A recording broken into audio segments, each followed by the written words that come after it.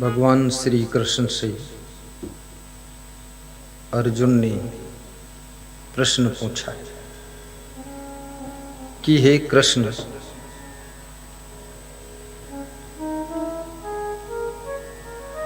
वे कौन से लोग हैं जिनको जीते जी सुख मिलता है?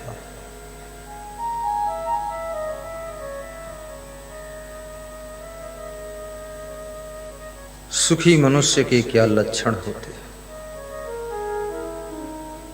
श्री कृष्ण कहते हैं, अर्जुन, मनुष्य के हाथ में सुख और दुख दोनों की चाबियां हैं। जब मनुष्य अपने मन को कुसंगत की ओर घुमा देता है, दुख का दरवाजा खुल जाता है। जब मनुष्य अपने मन की चाबी को सत्संगत की ओर घुमा देता है, सुख का दरवाजा खुल जाता है। कबीर साहब कहते हैं, सत्संगत से सुख उपजे, कुसंगत से दुख हो। कहें कबीर ता जाइए जहां अपनी संगत हो। दो प्रकार का संग संसार में है, सत्संग है और कुसंग है। कैकेयी ने मंथरा का संग किया था। कुसंग किसे कहते हैं? जिस संगत के प्रभाव से तुम्हारी बुद्धि यथा योग्य न रह जाए, जिसके साथ में बैठने से, जिसकी वाणी से प्रभावित होकर के तुम गलती करने लग जाओ, समझ लेना वो कुसंग है। मंथरा दासी है, कैकेयी रानी है। कैकेयी जैसी रानी मंथरा जैसी दासी की शरण में चली गई और मंथरा की बात पर भरोसा करके एक्शन लेना शुरू कर दिया। कैकेयी के जीवन में दुख शुरू हो गया। सबसे पहले कैकेयी विधवा हो गई। आपकी पड़ोसिन भी अगर मंथरा जैसी है, आपकी रिश्तेदारों में कोई लेडीज मंथरा जैसी है, आपके घर में कोई लेडीज मंथरा जैसी है, कृपया उसकी सलाह मत मानिए, अन्यथा जैसे कैकेयी की जिंदगी में दुख शुरू हुआ था, ऐसे आपकी भी जिंदगी में दुख शुरू हो जाएगा।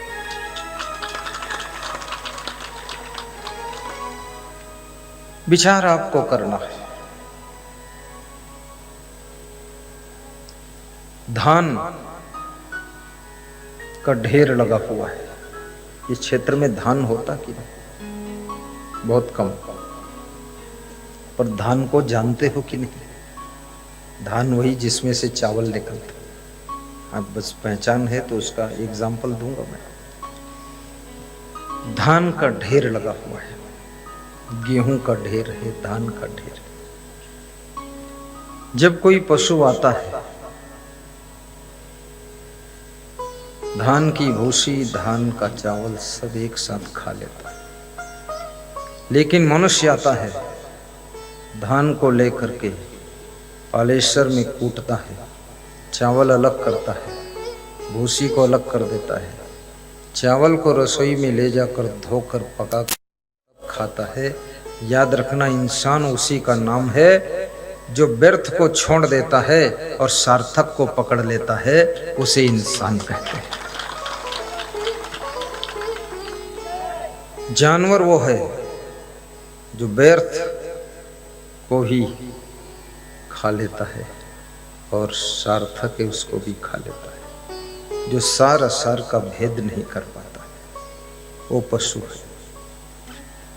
आत्मा वह तत्व है जो कभी परिवर्तन नहीं होता है, जिसकी कभी मृत्यु नहीं होती है। मन वह है जो रोज परिवर्तन होता है, हर क्षण परिवर्तन होता है, हर सेकंड में बदल जाता है। ऊंचे नीचे होता रहता है। कभी मन खुश होता है, कभी मन दुखी होता है। कभी तुम कहते हो कि आज हमारा मन पढ़ने में नहीं लग रहा है, कभी कहते हो आज हमारा मन घर में नहीं लग रहा है, कभी तुम कहते हो आज हमारा मन कहीं जाने का नहीं हो रहा है, कहीं कहते हो आज हमारा मन घूमने का हो रहा है। ये मन रोज चेंज होता है, हर क्षण चेंज होता है। और तन भी परिवर्तनशील है। ये शरीर लाख कोशिश करो बचपन से जवान हो जाता है, रुकता ही नहीं बचपन। कितने लोग दवाई भी खाते हैं कि जवानी तो रुक जाए, फिर भी वो जवानी रुकती नहीं। और कितनी कंपनियां भी बहुत चालाक है, वो ऐसा बताते हैं कि अगर ये बटी खा लोगे तो उम्र रोक देगा, और खुद बूढ़े बैठे।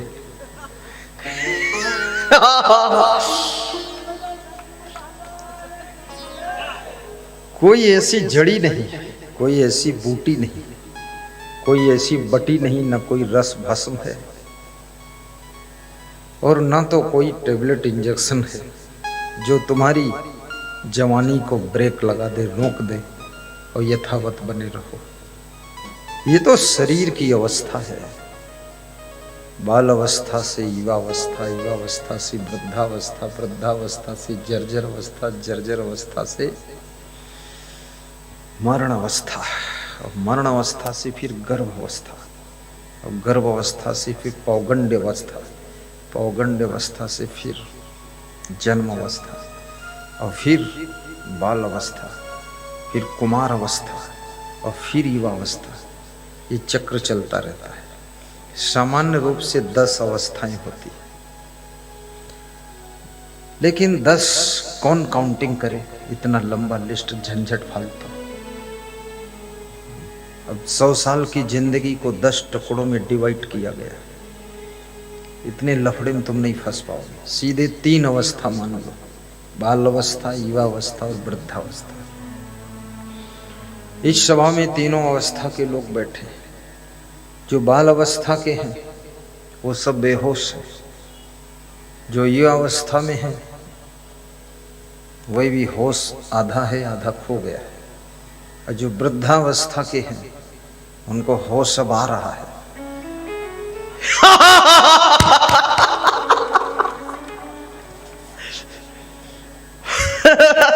वो सोच रहे कि जिंदगी बेकार निकल गई। जिनकी निकल गई वो सोच रहे, जिनकी निकली नहीं वो नहीं सोच रहे, वो निकाले दे रहे।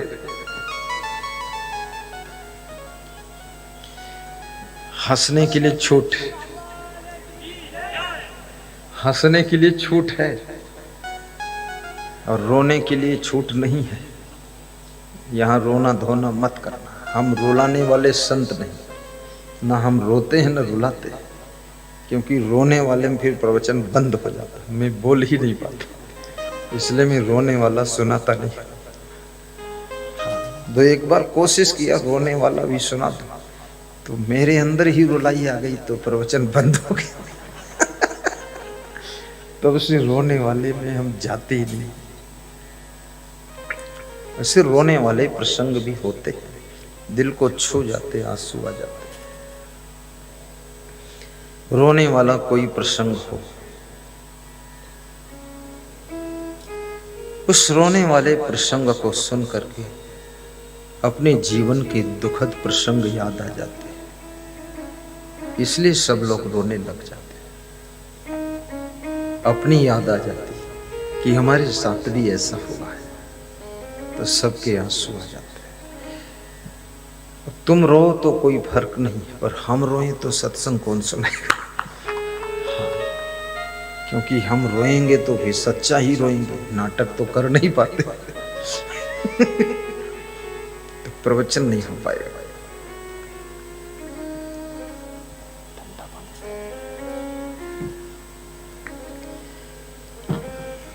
हर अवस्था की अलग अलग व्यवस्था है। बाल अवस्था संस्कार, शिक्षा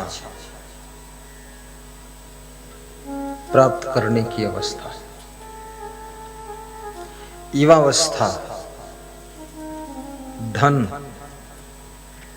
उन्नति, विकास, मकान, गाड़ी, वैभव, दुकान, राजनीति, समाजनीति सब करने की अवस्था है। वृद्धावस्था अपनी बेटे बहुओं को सहयोग देने की अवस्था है। स्वयं कोई बीड़ा मत उठाइए वृद्धावस्था में, बेटे बहू को सहयोग दीजिए, बस योगदान परोपकार करते रहो। बहू बच्चों को जन्म दे, उसको तुम गोद में खिलाते रहो। जय हो बाल गोपाल, जय हो कृष्ण गोपाल, जय हो राम गोपाल। उसको सेवा करो। वृद्धावस्था में चिंता अधिक नहीं करना चाहिए। वृद्धावस्था में ये सोच लो 60 साल मर चुके हो, बचपन जवानी निकल गया, अब जो भी 10-20 साल बचे हैं वो भी मरना है। इसलिए मरना है तो दुखी नहीं होना, हंस के मरना है। बुढ़ापे में हंसते रहो, गुरु का प्रवचन सुनते रहो, ध्यान करते रहो, दिन में भी थोड़ा आराम करो, शाम को जल्दी सो जाओ, सवेरे जल्दी उठ जाओ, जो काम कर सको कर दो, लेकिन प्रवचन मत सुनाओ, भाषण मत करो।